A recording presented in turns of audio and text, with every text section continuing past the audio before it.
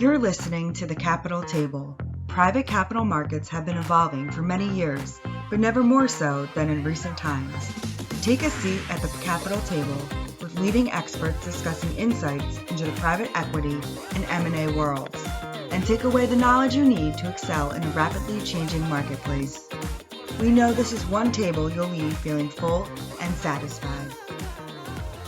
Hello, everybody. Welcome to this edition of the Capital Table. Excited to have with us Mike O'Cady with Foley and Lardner as we talk about what's going on in the M&A deal market. So, Mike, welcome to the Capital Table. Thanks, Steve. Happy to be here. Thanks for having me.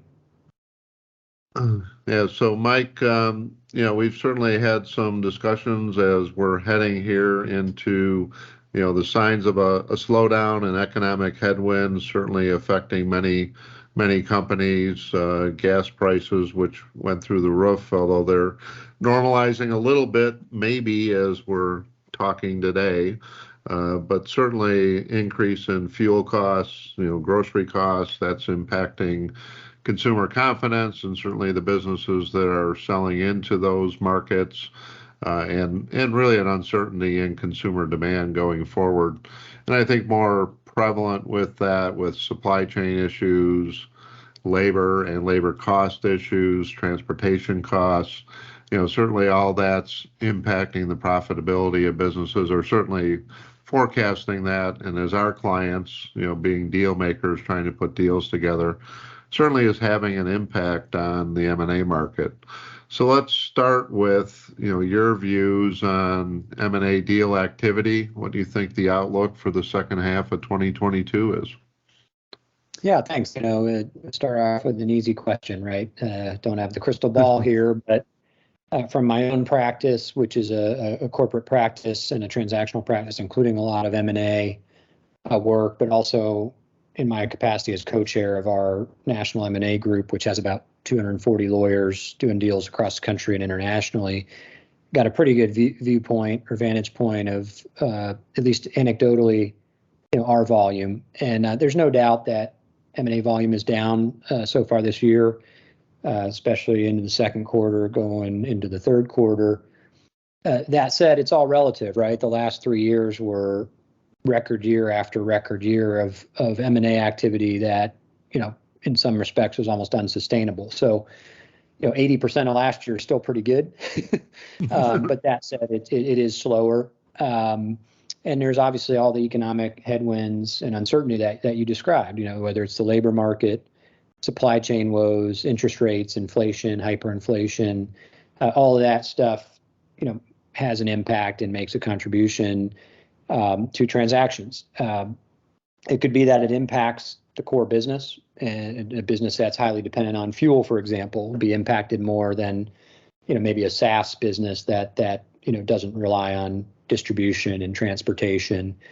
At the end of the day, though, inevitably, and we all feel this, in our own wallets, a lot of costs get passed on to consumers, right? That's sort of how the inflation works. And so, while businesses have to deal with rising component costs or labor costs, at the end of the day, they raise their prices, right? And so the companies can still be healthy. I think the issue is really more just the uncertainty.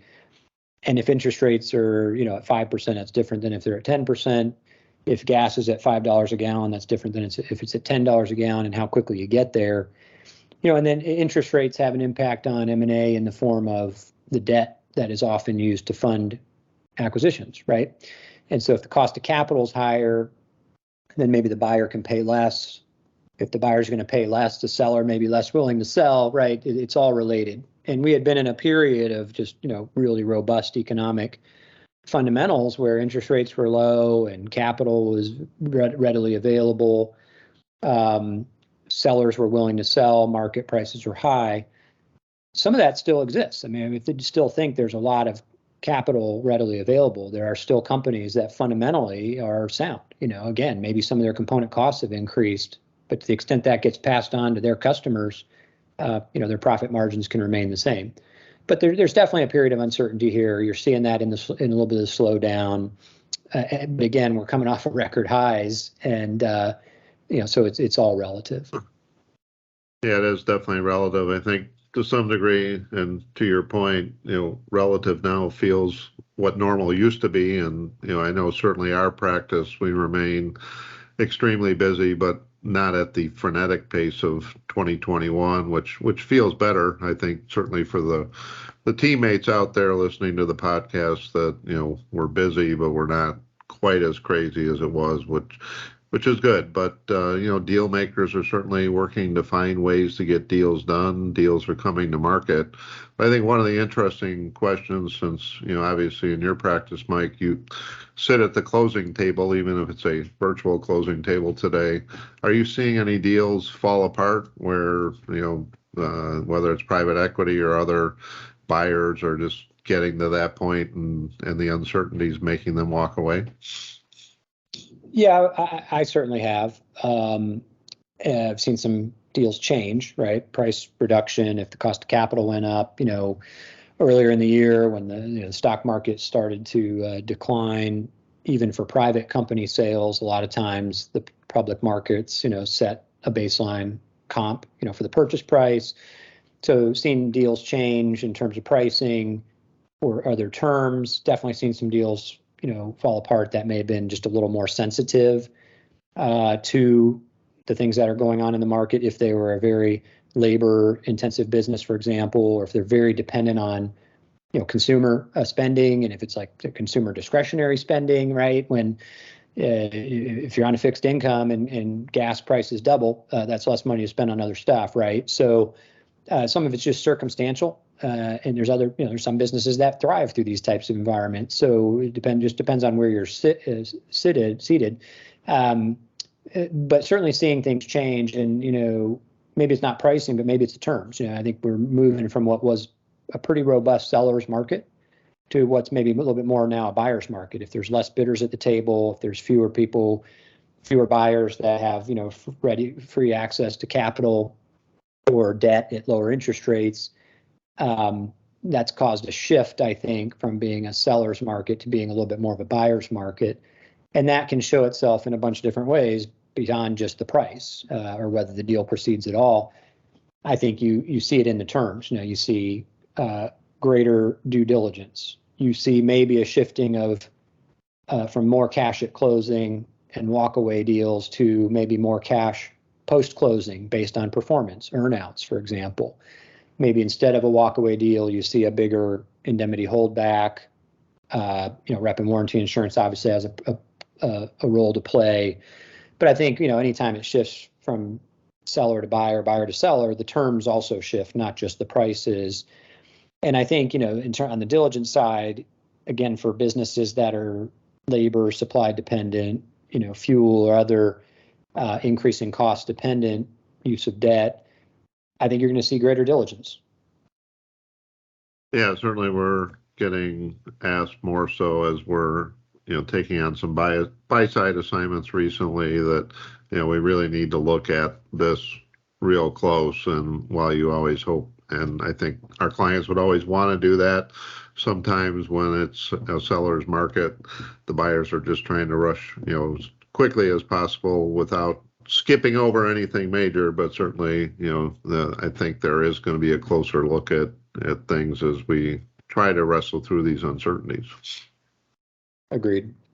So in terms of, impacting deals, you just mentioned a number of structuring things that are going to be impacting or be a result of this current economic situation. Do you see anything fundamentally from a deal structure standpoint as you're, thinking about how agreements will come together that'll be different? Again, you just mentioned a bunch of them, but just staying on that topic for a minute.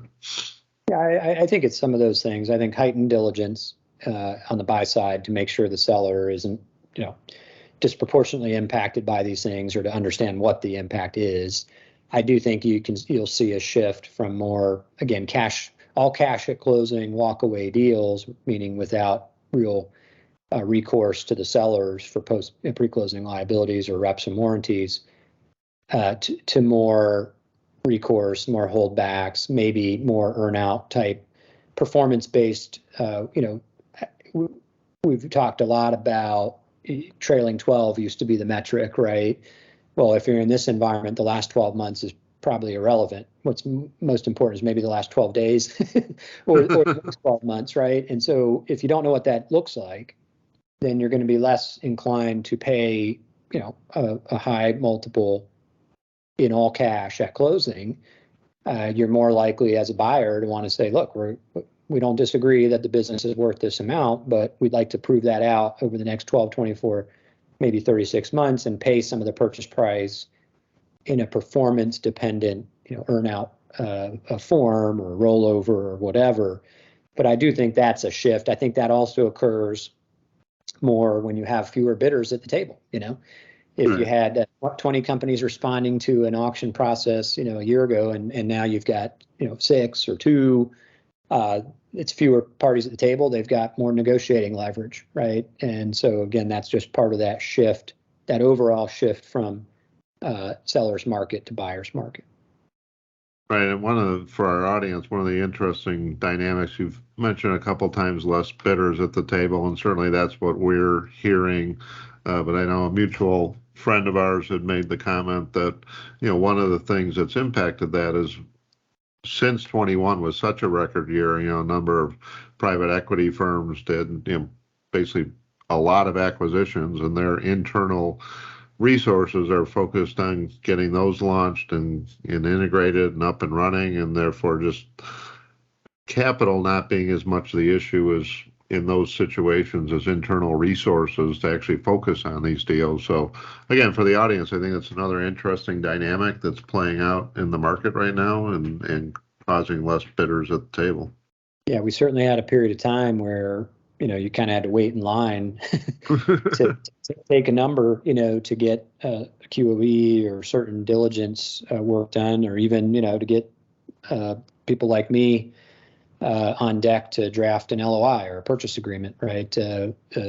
We had, I think demand was outstripping supply in terms of the talent market on the professional side of folks who support M&A deals. So a little bit more normalcy there, I think, in some respects, probably welcome. Nobody wants a recession, but it's hard to go 120%, perpetually. So I think a little slowdown is probably refreshing. But a full-blown recession, obviously, nobody necessarily wants that. Right, absolutely. So turning our attention to valuations, I know what we're seeing, at least so far, for the most part, no impact on valuation. Certainly depends on the sector. Healthcare remains extremely hot and not seeing any movement there to, as you mentioned earlier, those that are businesses impacted by consumer demand, there may be some impact on valuation. So from your perspective, what are you seeing? Seeing similar things or other things? Well, I think it is very sector specific. And, like I said, there's some industries that thrive in down markets or rising interest rate environments or recessions even. So it is very circumstantial. I do think, rightly or wrongly, like I said earlier, even in the private company context, the public markets do act as a comp. And so when the public market's down, sometimes that has a downward force on valuations, even for private companies. Sellers can resist that, right? And just say, no, I'm not a public company. What I do, what our company does has nothing to do with what this sector of the public markets does or whatever that index is. But you got to have willing bidders at the table. And if the entire buying market is taking that view, then you're at the whim of the market. So I do think there can be impacts on valuations. The other thing that impacts valuations, a little bit like your neighbor down the street who maybe goes through a personal issue and has a bankruptcy or a foreclosure or a short sale. That's got nothing to do with your house or my house, but it still has an impact, right, on the appraised value. So when you're in markets, in some cases, you rise and fall with the market, even if you think you've got the nicest looking house on the block, right? So then it's a matter of resisting those forces as a seller. But you also going to have some sellers out there who are in distress for whatever reason. Maybe they were really highly leveraged or at the margin. Maybe they're having significant supply chain or labor force woes, and they sell at discounts, right, or on a distressed basis. and that becomes a comp, to the market, and that can have an impact on other businesses in the same industry. Again, it requires each seller to sort of hold their ground and say, this is the price I'm willing to sell at, and I'm not going to go below that. But again, we all exist in broader markets that have these impacts, whether we like it or not, and whether it's justified or not as relates to our individual business. Right. Absolutely. You've touched on cost of capital, in a couple of your comments, and obviously, to use your words, interest rates are 5%. That's a lot different than if they're 10, and certainly some impact on valuation in certain situations. But I think a number of people in our audience think that just interest rates are going up, that's going to crush the M&A deal market. And I guess interested in kind of that very broad statement, your view on that without, you've already kind of talked about some of the dynamics that impact deals on a case-by-case basis. Yeah, I think it is case by case. I mean, it depends on how much leverage you have. It may be that if, let's say, it's a private equity buyer and they would normally like to leverage it at a certain amount, but that debt now costs more, they could put in more equity, right, and borrow less. But in general, the business has to be able to support the debt load, right? And if a part of that debt load just increased, it's got an impact on cash flow and profit margins unless you raise your prices to your ultimate customers, accordingly. So I think it can't help but have an impact, some impact. Is it crushing, though? I don't think so, right? I mean, we didn't always have 3% interest rates. We've had, to consider 5% or 7% high, for those who have longer term memories, it's still not that high historically. And we still had M&A deals when interest rates were 7% or 10%. And so I don't think it crushes it. I think it becomes just an increased cost of doing business. And in most businesses, when you have increased component costs, you ultimately at some point pass those on. And again, that's why we're seeing sort of the inflation or hyperinflation, is because maybe my business didn't want to increase prices, but if I'm heavily dependent on distribution, transportation, and my fuel costs just rose, now I have to raise my prices. Now my customers are paying more, so they have to raise their prices, right? That's the sort of ripple or domino effect. But I think the one thing that's consistent through that is that people raise their prices.